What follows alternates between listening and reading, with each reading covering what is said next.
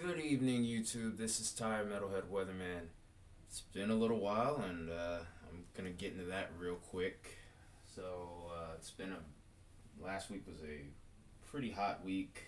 As I've discussed before, I live in Atlanta, and I work outside. I'm a landscaper, and over here we tend to have 85 plus degree days on the regular. But we also have dew points that are usually on average within the upper 50s and beyond. Excuse me. Just moving something out of the way. But we have dew points that are usually above 55 and up. I think last week we spent most of the week with our dew points in the upper 60s to low, some cases even mid 70s. So if you couple that with 90-degree temperatures, heat index can get really unbearable really fast.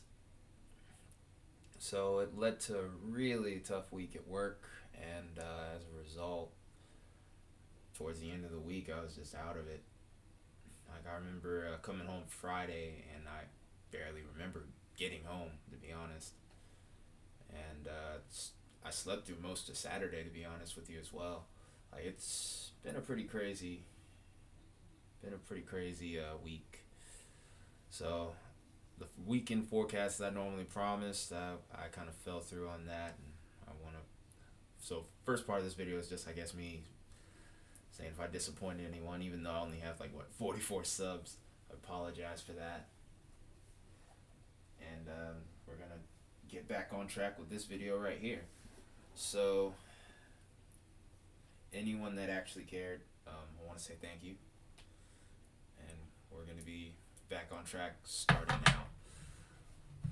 Let's get right into it here. Also, I'm going to quickly address the other elephant in the room, which is, of course, the flooding events that have happened in both St. Louis and eastern Kentucky. We've had record rainfall rates there and record flash flooding. And just thoughts go out to a lot of the people that are out there, and hoping that you guys will be doing all right in the weeks to come. Anyone that's out there that has watched that is watching these videos, and even those that aren't. So that being said, we're gonna get to the business at hand here, and this starts out with the ongoing severe weather that we have right now, which also includes a tornado warning that's in West Virginia right now too. So we'll discuss the slight risk for today and the slight risk for tomorrow, and the current conditions. So we have ongoing severe weather in the Ohio Valley. We have Louisville, Evansville. In Kentucky, you guys are involved in this. And then we have Cincinnati that's involved in our slight risk as well. In our marginal risk, we have the entire state of Ohio in play. Parts of Pennsylvania, including the city of Pittsburgh. And then we have a marginal risk that stretches all the way towards the Central Plains, North Central Plains. Fortunately, we have St. Louis back in play as well, and Hannibal as well. These places have been hit pretty hard with heavy rainfall and potential for flooding. And then as we go back towards Nebraska, towards Norfolk, we have a secondary slight risk, and it's hanging just to the north of Omaha. So we look at the tornado threat. It's mainly towards the Ohio Valley, although we do have this outlier tornado warning that's still in effect over towards West Virginia. Then we go to the wind threat, and there's no real surprises there. Our slight risk area is mainly for our wind threat, and the same thing can be said for our marginal risk. And then we have a marginal risk for hail in the Ohio Valley and a greater risk over towards the Central Plains and parts of Iowa. So now that we've gone over that, storms are probably going to be continuing on for another 3, maybe 4 hours, but I think the severe threat will start to die down within the next couple of hours, I would say. We'll see how this goes from there. And then tomorrow, I think the threat really exists further north of the border than what I can see right now. I'd love to eventually get to a point to where I could go over that kind of stuff, but one step at a time. But if anyone that ends up watching this video has any sort of pointers as to how I can get access to anything up here, just let me know in the comments. But we're going to be looking at tomorrow's threat for the lower 48, we're mainly looking towards Duluth, Minnesota, parts of northern Wisconsin for a greater threat of damaging winds and some hail. The tornado threat is minimal at this time. Then our marginal risk stretches down from the Dakotas through Minnesota, parts of Wisconsin, and then we can also include parts of Nebraska and Iowa, and then we're looking at our marginal risk for hail in the Tennessee and Mississippi River Valley. So we've taken a look at our 2 severe weather days so far. We'll take a further look ahead in another video. So now we've done that, let's go ahead and take a look at what the overall overview is right now. Over towards central West Virginia, that's where our tornado warning is right now. There's still another 4 minutes left on that. I think they actually might have allowed it to expire. In fact, I'm pretty sure that they have. Let me refresh this one more time just to make sure I got my info right. Yeah, I think it's just expired about a couple minutes earlier than scheduled. That environment over there wasn't really conducive for tornadoes, so I wasn't necessarily surprised that it expired early. But if it was still in effect, we were going to quickly talk about it and just go from there. But now we've done that, we're going to be going into the excessive rainfall risk, because with there being severe weather in those same areas that have been hit really hard over the last few days or so, my concern is that these areas could very well flood again.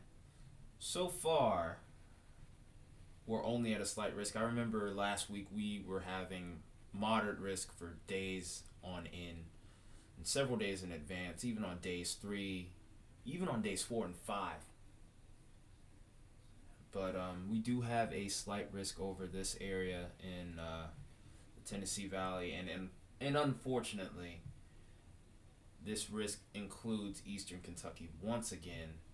We'll have to be watching this area for the threat for more potential flooding once more throughout today. So be on the lookout as these storms are going through right now, and be aware of changing conditions. And hopefully tomorrow be a little bit better. It looks like we're at a marginal risk. We're hoping that it stays that way over here on this end. Oops, keep scrolling on the wrong map. So for now, day 2 looks like it might be a little bit more tame. Maybe we might catch a break. Maybe this frontal boundary that has been stalled over our area will be starting to move. If anything, on day 3, the threat kind of shifts north, and we're looking at areas like Chicago could be in a slight risk for some excessive rainfall, maybe some flooding, and parts of northern Indiana and southern Michigan. So we'll be watching these guys real close just to see what lies ahead. These could very easily uptick or uptrend or downtrend. So keep your guard up. That's the best thing I can tell you there. We're gonna go ahead and take a quick look at some parameters here for severe weather. We'll also go ahead and take a look at some precipitable variables here. So right now we're looking at our mixed layer cape. Our main threat is going to be damaging winds over the next few days. And of course, no real surprises here. Our cape values are going to be highest where our severe weather threat exists, although our monsoonal area is another area that we'll be looking at for the potential for some higher cape values. We have thunderstorms over this area. We move this forward on to Tuesday. Here's our secondary area of energy here. We expect this to dissipate over the course of the day on Tuesday. And once we get into the afternoon hours, then we expect our cape to kind of build up a little bit further to the north. Cape is a little bit more evenly dispersed, but into the overnight, that's where we see our highest values around Minnesota.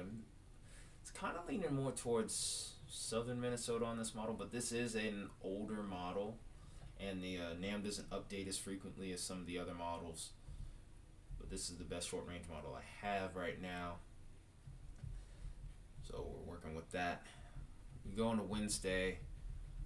Things seem like they look a little more tame, but the cape values do seem to pick up around the Ohio Valley. which is highlighting our day 3 marginal risk at the moment. This could very well be upgraded to a slight risk, and then we'll have to see where things progress for Thursday. So that's what we got right now as far as our CAPE values. Tornado threat's relatively minimal. There's no real shear profile to work with. There's no no real major turning of the winds with height. We can't ever rule it out, but for the most part, things are going to remain pretty tame. We'll take a quick look at the lapse rates too, just try to get an idea of what kind of hail threat we may have over the coming days. I don't expect any major rates to write home about. For the most part, I think most of this is going to be dispersed over the central plains, well behind these storms.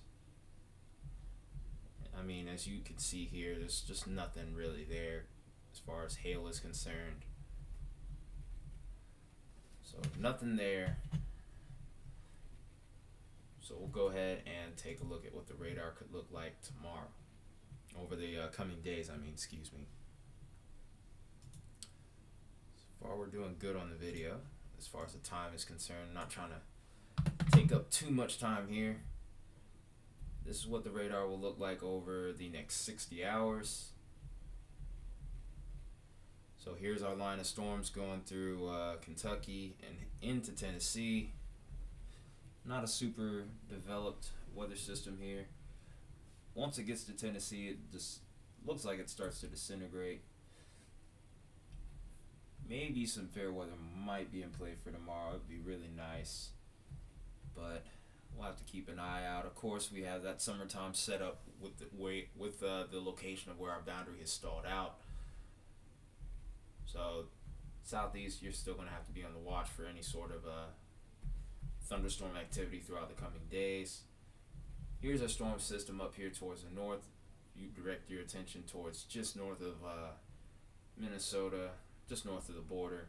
Looks like a pretty strong line of storms that's going to be in Canada over there for the next couple of days. It's a pretty robust storm system too, sitting at 988 millibars. Some pretty impressive stuff there. So we go into Wednesday morning and into the afternoon. Our line of storms progresses into the Ohio Valley, and I do think, based off what this look is showing me here, it's a pretty well pronounced line of storms. This could very well go up to a slight risk, potentially even an enhanced risk if we start to see more parameters that are kind of leaning into a stronger line of storms here. So I'm definitely a little bit more interested in Wednesday now than I was before when I first looked. But we'll have to keep a close eye on that. Of course, our monsoonal pattern still exists around the Four Corner State, so around here we're going to have to be watchful of flooding as well. But that's to be expected during this time of year for you guys over there. But we're going to go ahead and take a look at the quantitative precipitation amounts. I'm going to take a look at this entire model. Just wait for it to load here. Now I'm a little new to this kind of stuff, so I might not be the best when it comes to getting rainfall rates out of this kind of stuff. So, but here we go. We're diving in here. So I think for the most part, right now the target area is kind of leaning more towards western Kentucky, which could be good news for a lot of you guys over here in eastern Kentucky. I do see a little bit of a swath over towards St. Louis, but it doesn't look anywhere near as bad as what I'm seeing here. So we'll have to watch towards central Tennessee and western Kentucky now. And basically, the main thing that we're looking at is the highest rainfall totals being over towards St. Louis, again, unfortunately. Then western Kentucky, we'll have to be watching you over the next few days. And then, of course, towards Michigan, you guys, I'm expecting you to get hit pretty hard. It looks like this is all I got for you on this video here.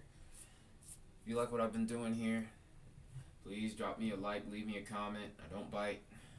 Share the video too. Help me get this info out to more people. Videos we'll continue to try to improve the videos as best as we can. Try to improve the channel as well. And that's all I really got for you guys tonight. This has been Tire Metalhead Weatherman, and I will see you in the next video. I think tomorrow we'll actually try and talk about why the tropics haven't really been super active right now. So until then, I'll see you